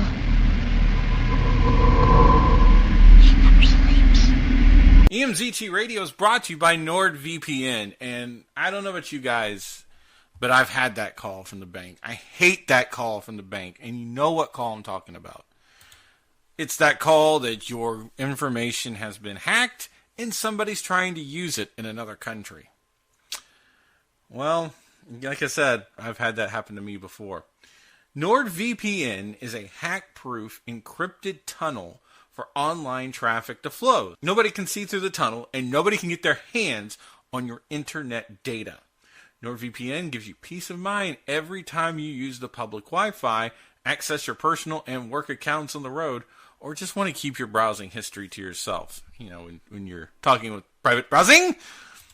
But they have 5,100 servers in 62 countries, and that gets updated weekly. So, you know, you're hit with that Article 13 in Europe. Maybe you want to check out NordVPN before this happens. And that way you can access an American server and not miss out on your favorite YouTubers. At least your favorite American YouTubers. There's no data logging. And they also have an extension for the Chrome browser, which is lightweight and user-friendly from the first click. I know a lot of you guys use Chrome out there. You definitely need to pick this one up. There's a 24/7 automatic support. Some of the best people in the world will take care of you in this. And you can do that through live chat or emails. You can have up to 6 simultaneous accounts, and there's even an automatic kill switch. Oh yeah, you want to get around that Great China firewall? This is the place for you to do it. And going to the Middle East? This will work too. It's compatible with most operating systems, including Windows, Mac, and Android.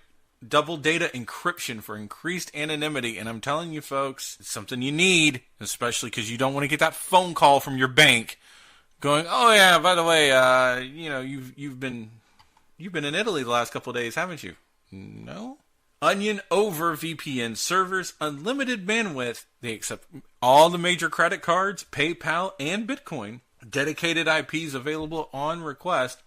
And free security extras. You can try them right now, risk-free, 30-day money-back guarantee, and they've got that CyberSec suite and an ad blocker. Folks, this is something you definitely need to have. Click the link in the description right now, and you can get up to 3 years worth of service. The show that puts the story back into history. History is all about discovering the why, and I think that in that process it's important to never take the story out of history. Making history come alive, one episode at a time. Visit themondayamerican.com to get more. Dive into the Monday American. Don't worry, we'll be gentle. I don't want to! I'm afraid! Don't be afraid! No. Be afraid. Be very afraid. Hey, this is Karen Stever, and you are listening to EMZT Radio. And to understand what Kim does for her nighttime paranormal ghost tour job. So, I brought a special treat with me, and this is called a death whistle. An Aztec death whistle. Oh, look at that. Right? It's skull-shaped. It's like a little, almost like a monkey skull in a weird way. Now, this was discovered in 1996 in a burial of just one person down in Mexico, and they couldn't figure out what this was or why it was buried with him. Some people felt that maybe it was a tool of war when sides were fighting against each other. All of the, this particular tribe would have these, and they would all blow into it, which would deter and scare their opponents, because it literally sounds like 1,000 corpses screaming. And someone else said that they believed that it was a way to call out to the dead to come and collect the soul. So I like that one better, right? But you never know. So I'm going to blow into this because we're going to call out to the spirits to see, basically, let us know. You get scared? To see if they want to come and talk with us. So in a way, I'm going to blow into this. I'll blow into it 3 times just to kind of let the spirits know, hey, we're down here if you want to come and chit chat with us for the next 25 minutes or so. All right. You ready to hear this little thing? Yeah. All right.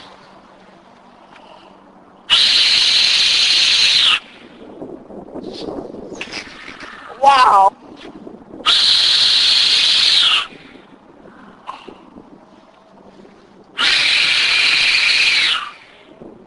People must be freaking out. All right. So that's the sound. Wow. That's awesome. That was awesome. That's not pretty Creepsville. Oh, yeah. All right. So now we've put it out there. Basically what we just did was we opened up that Ouija board. Whoa. Right? That's what we're doing. Oh, boy. And then that's eventually when we do paranormal stuff like that, that's what we're doing. We're opening that Ouija board and saying, okay, come and talk to us. Right? Yeah. Only the tools that we have are a little different. Now, the first thing I like to show people is their phones. You can do a lot of different things with your phones, right?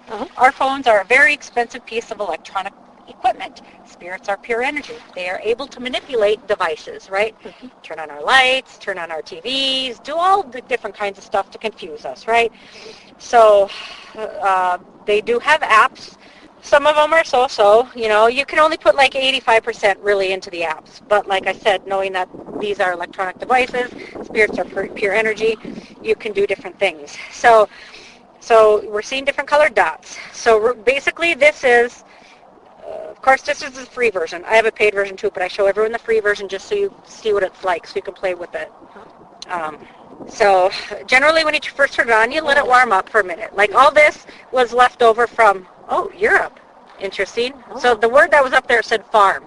That was left over from my last investigation. Okay. Once you turn it on, like I said, you let it run for a little bit, and then new words will start popping up. If you want to learn about the app, just go into the little info button, wherever it is on the screen. Someone scare you back there? No, it's just there were 2 behind us. So you can go to the FAQs and you can read about it and how it works. They say it works off of the quantum flux. A lot of people laugh and like, is it the flux capacitor, Marty McFly? Yeah, well, whatever. But, once again, sensitivity is high. That's what you want to have it on when you're in a very quiet environment. Like if you're in a hotel, staying in a hotel, put it on highly sensitive. It's going to pick up all the noises.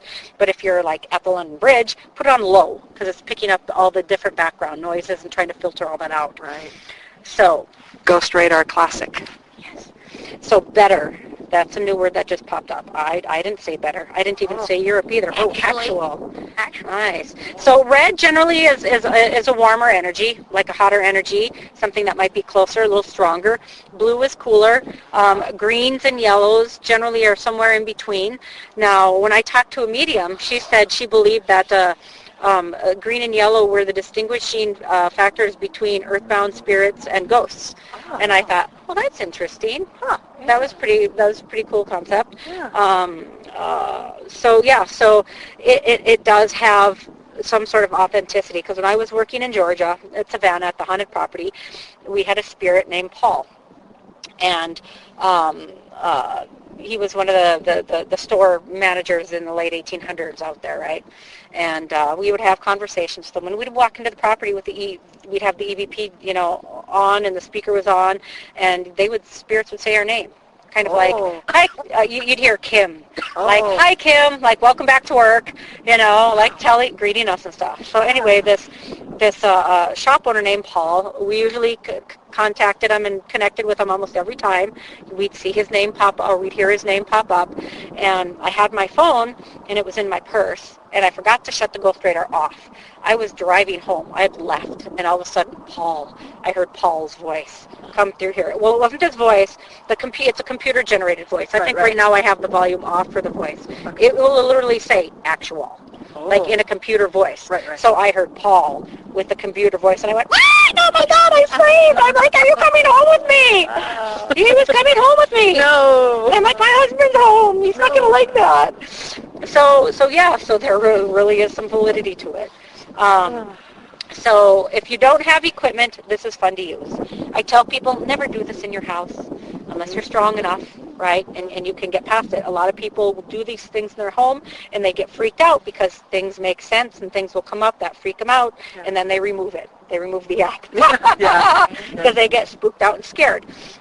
The best places to do your investigations, once again, bars, playgrounds, theaters, I'm sure down along the channel, like I said, we got a lot of people that died down here, a lot of also happy memories of people walking, maybe every day they'd come down here, walk their dogs, or, do family time down here. So I think the channel is probably one of the most haunted places out here, and it's the perfect place to go. I like bringing people here because it's less congested. Otherwise, we'd walk down by Kokomo's and all that down there, and there's a lot of people down there. But if you're going to go down there one night, go there later. Sometimes I would even run at night or take a walk, and I would park at Rotary, walk up, go over the bridge, all the way back down past the dog park, walk back up, run over the bridge, and then I sat and did an investigation right at the lake, and I was getting a lot of stuff. So and I was the only one. I was all alone.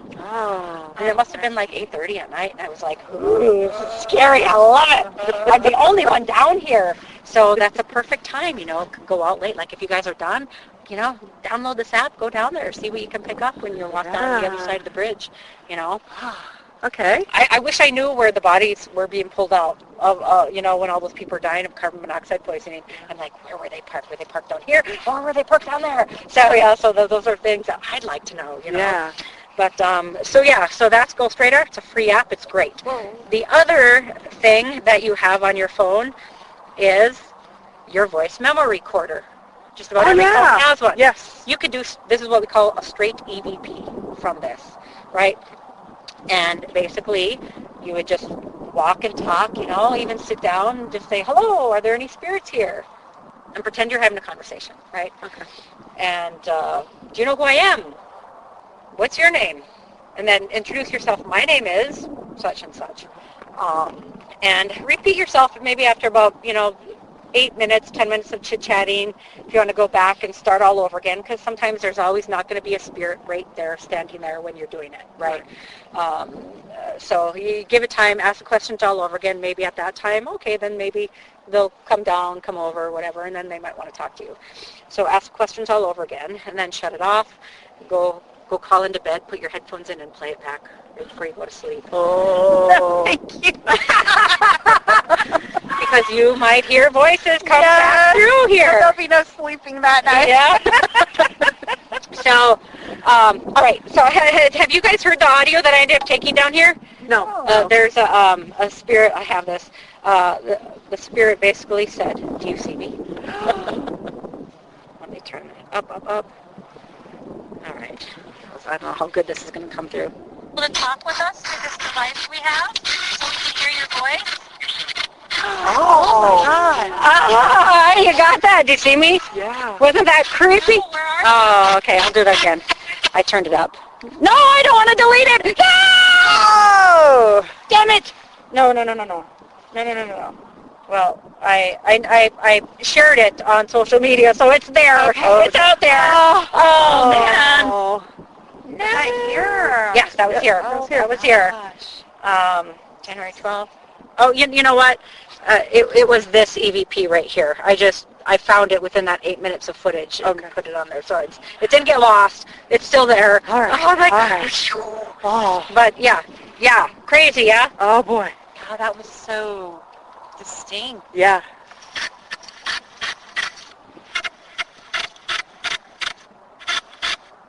To this channel here?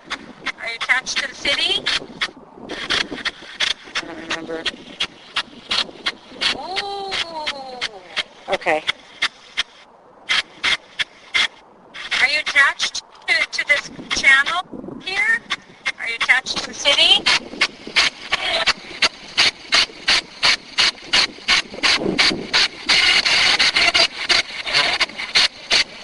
Yeah, is that a yes? Yes.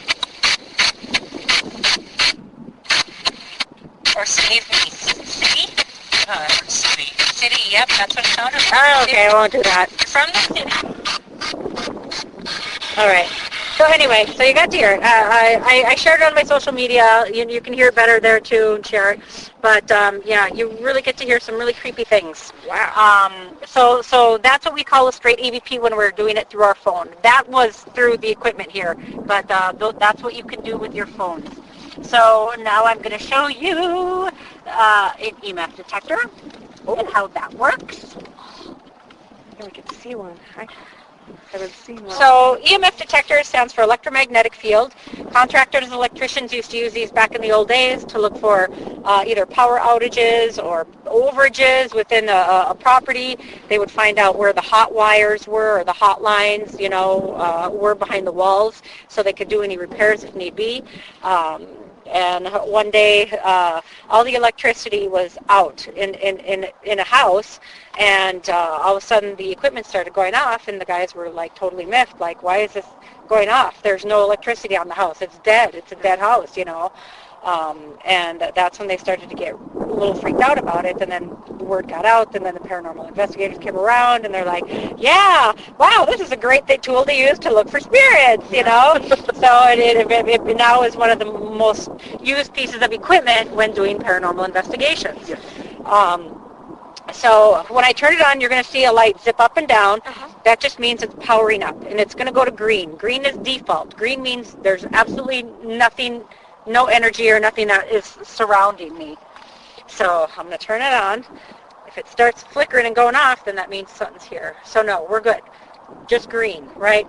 Now if you have your phone close by, right, it's going to make it go off. Yeah. So you try to make sure all of your electronic devices are far enough away from it when you use it. And when you do use it, you're going to hold it out, right? Don't put your hand on the button. You just put it down a little bit lower. And then you can start having a conversation asking, if there's any spirits here with us, can you touch this green light or get close to this green light?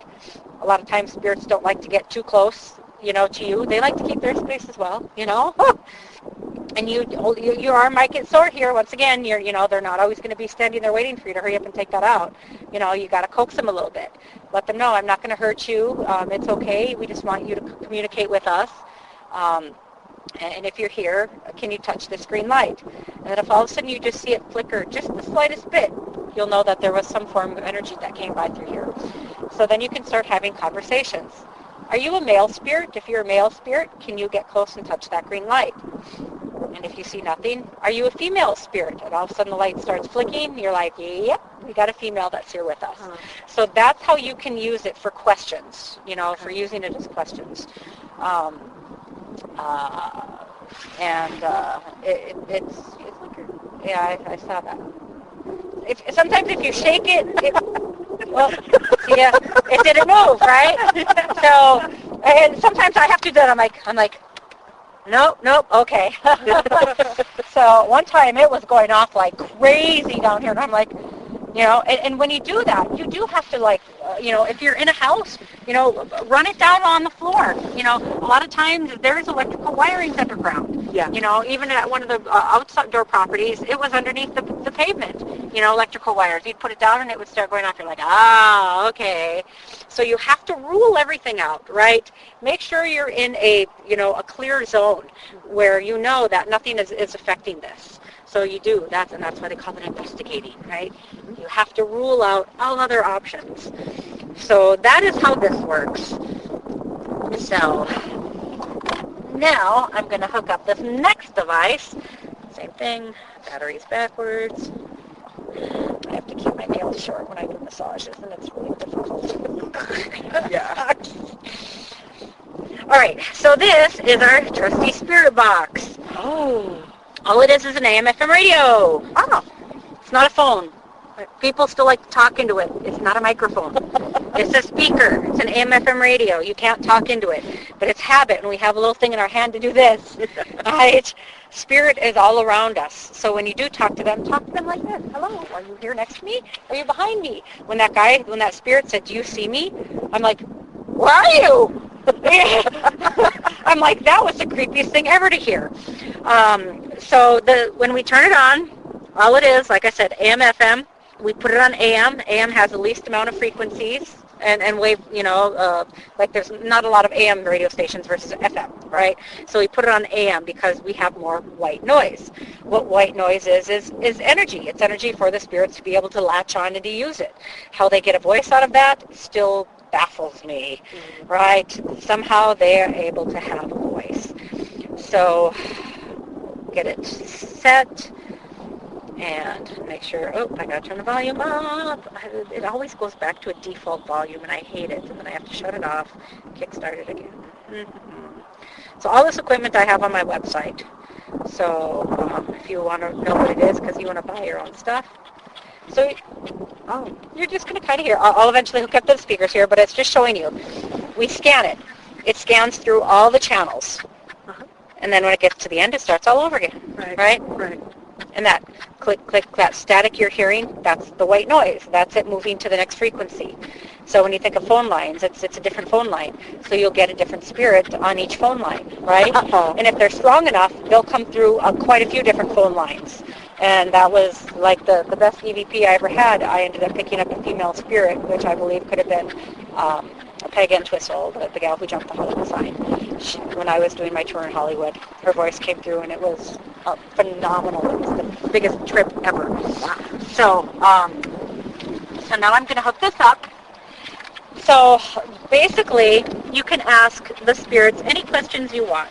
Think about when you meet somebody for the first time. What do you ask them? Hey, what music do you like? What's your favorite color? What's your name? A lot of times spirits want to tell you their name. The minute we turn this on, sometimes we'll start hearing Steve, Mike, John, whatever, And when we start to do this, if you're recording, you can use your phone recorder to record the section, right? Like I did the last time. I usually didn't record my sessions because sometimes it was just too much work to listen to half an hour of footage every night. I had other things to do, So I would just send it to people. I'm like, here, go through it, listen to it if you want, But you have to know whether it's a radio station or whether you're getting genuine spirit. If you ask, what's your name, and all of a sudden you hear Mike, you're like, okay, what radio announcer just coincidentally happened to say a name? Right? What's your favorite color? Blue. What? Okay, yeah, no. Obviously, that's not a radio station either, right? I had somebody question ham radio and how sometimes that can be picking things up. And I said, but this is not a microphone. I'm talking into the air around me. How is it somebody on another side, another frequency, is hearing that? Right. I said, so I'm debunking you right there. Right. Right? Right. This is literally the spirits that are here in this vicinity that we are talking to, and they're answering us. Never ask for a family member by name. Don't say, Mom, are you here? Or, John, are you here? Like I said, spirits can be tricky. Yeah. Right? They're bored, right? They're happy somebody's here to talk to them. They'll be whoever you want, right? Yeah. So instead, always ask, who is here with me?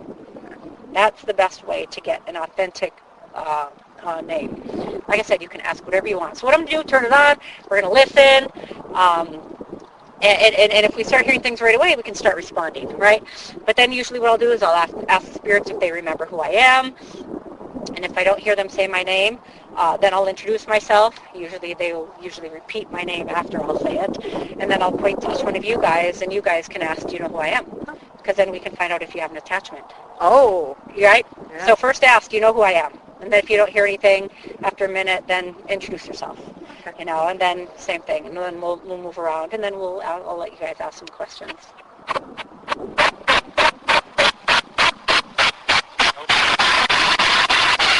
I got that real fast.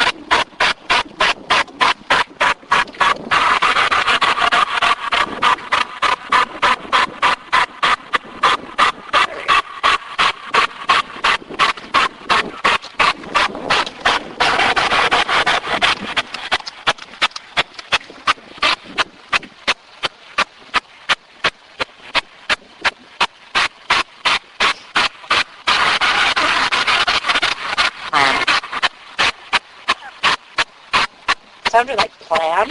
Yeah. We all hear it. It's funny. We'll all hear different things, I heard plan. Yeah, plan. Or clam. But it's a female spirit. Usually females don't come through as much because the men usually dominate. Yeah. Females can be back a little bit. I had a female say my name, like straight up. She said my name one day, and I was like, oh! Wow. Yep. These were children's voices. Oh. Everyone gets creepy about that. Yeah. Yeah. Right. Hello, spirit. Good night. Or say hi. Say hi. Hi. Hi. See, and that's good for. You can play it back and be like, what do they? So you can tell that's the radio. You'll know when it's a radio station. And the same thing goes for having your phones close to this. It'll affect this as well. So, Yeah. Are there any spirits that want to come down and talk with us?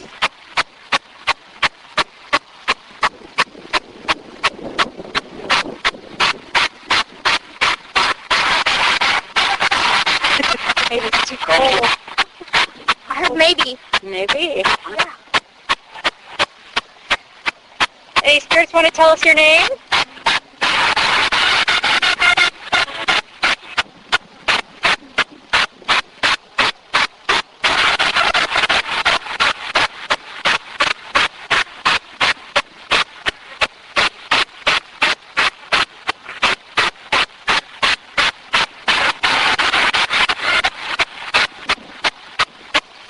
Do any spirits remember my name?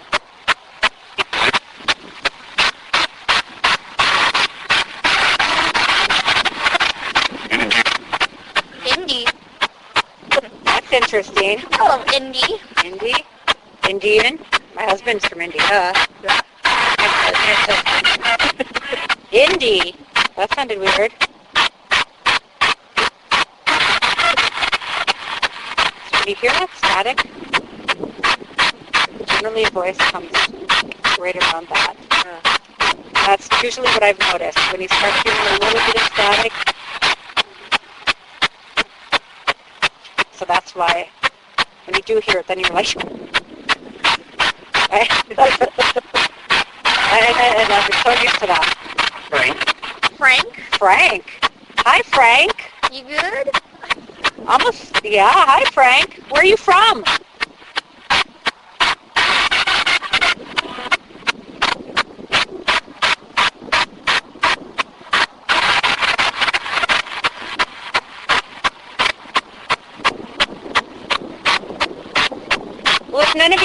spirits remember my name, it's Kim.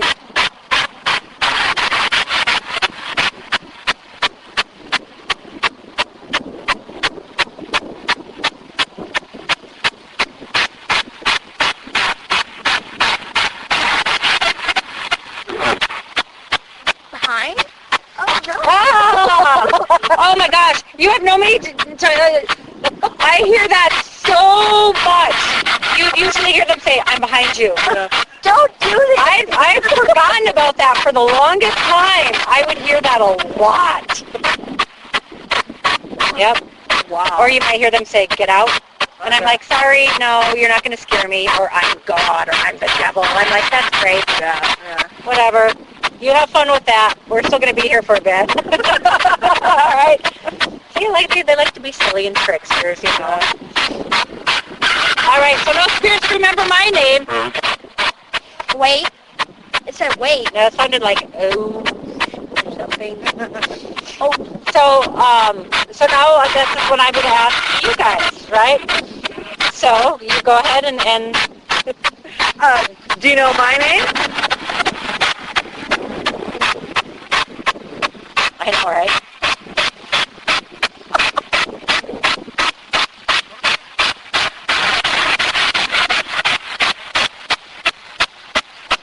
Maybe introduce yourself. Go ahead. My name is...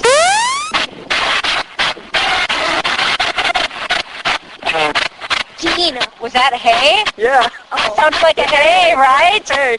Hi. Hey. That's cool. I can hear that static coming through too. I was like, Was it? cool. Yeah. All right, next. Do you know my name?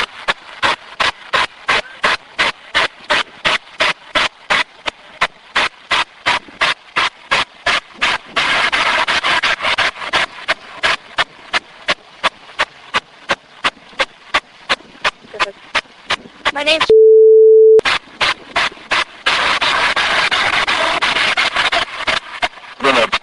What up? What up?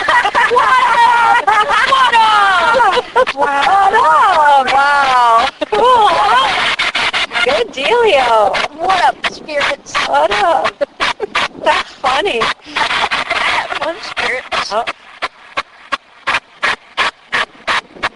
Sounded like someone was going to come through. Go ahead. Do you know my name?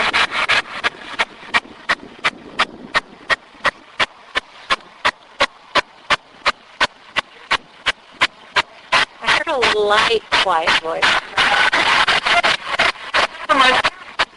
What? I didn't hear it. I heard Maya. Oh, spirit. My name.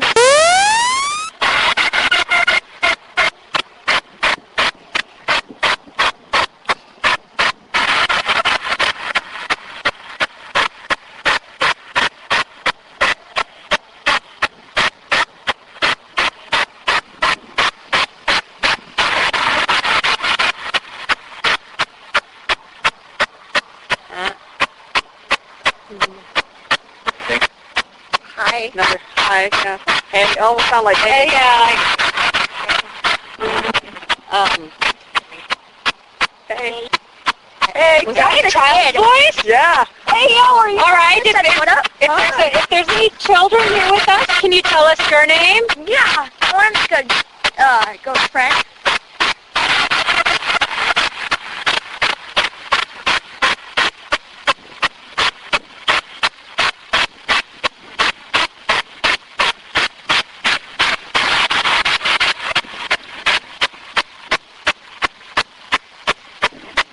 But you can't come home with me. Right. All right. So at this point, then we can start asking questions. So, and then get a little bit more, I didn't hear it. get a little bit more fun. Maybe somebody's like, yeah, right? So I usually will like to ask, how many spirits are here with us? 8. I thought I heard 3 too. Yeah. A lot of times they'll say 100. That's great. Yeah, because there's 3. Well, we got our Frank. Frank, are you the one that said what up? Yeah, I heard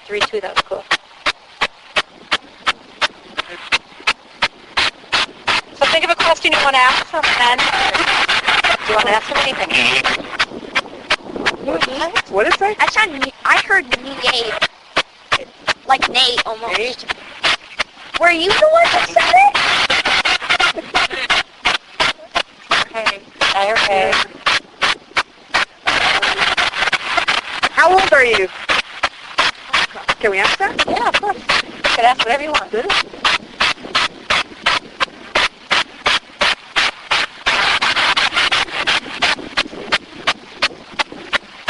I've even asked cool questions like, what's it feel like on the other side? Oh. You know what I got? Dreams. And What? Mean. I heard mean. Exact?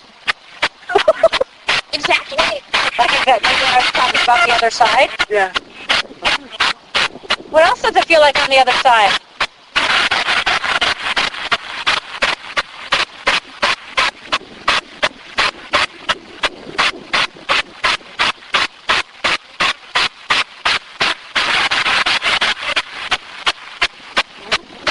What color is my bracelet?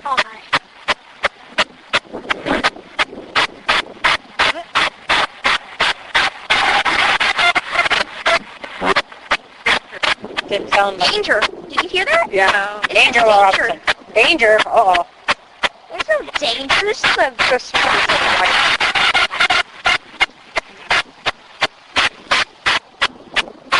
Have questions and answers?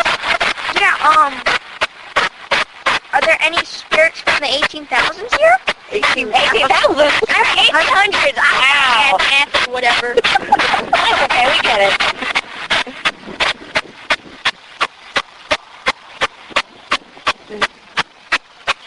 So what this is a trigger object. Usually a lot of times it's used to attract children. And it's something that you can hold in your hand and ask, you know, can you see what I'm holding? Money. I was going to say radio. I heard it say that's funny. Oh.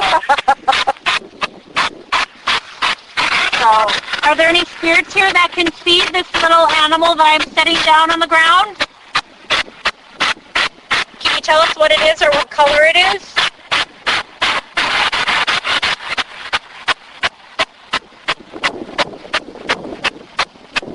Ooh. So if any of you want to play with that. That was creepy, wasn't it? Yeah. It sounded like a growl. Yeah. Maybe it's the chupacabra that's hiding out in the bushes. Help? It's okay. We're safe. We're Did not you hear ghosts. somebody say help? Yeah. A lot of times, spirit, you'll hear them say help me or save me. Somebody need help?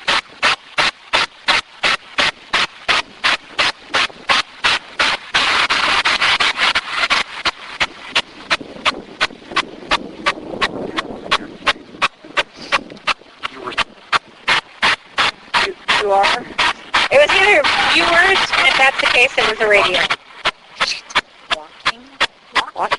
Walking behind us, walking towards us. Which way are we walking? Oh, there's people walking there. Oh. All right, so why don't you hold it? Now that it's in your control. Because a lot of times, sometimes spirit's like, I don't want to talk to her, she's holding it. So sometimes by passing it around, you can ask a question and see if they'll be more receptive to you. About here? Are you next to us?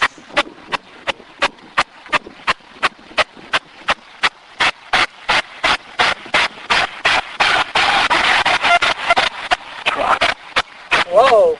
What was that? Truck? That's what I said. Truck? You sounded like truck? Yeah.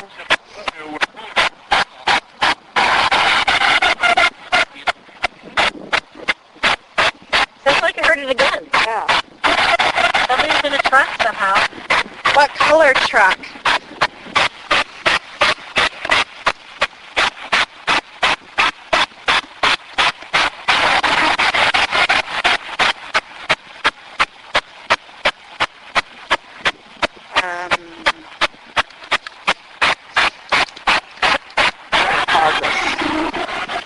Any spirits want to tell us what your favorite color is?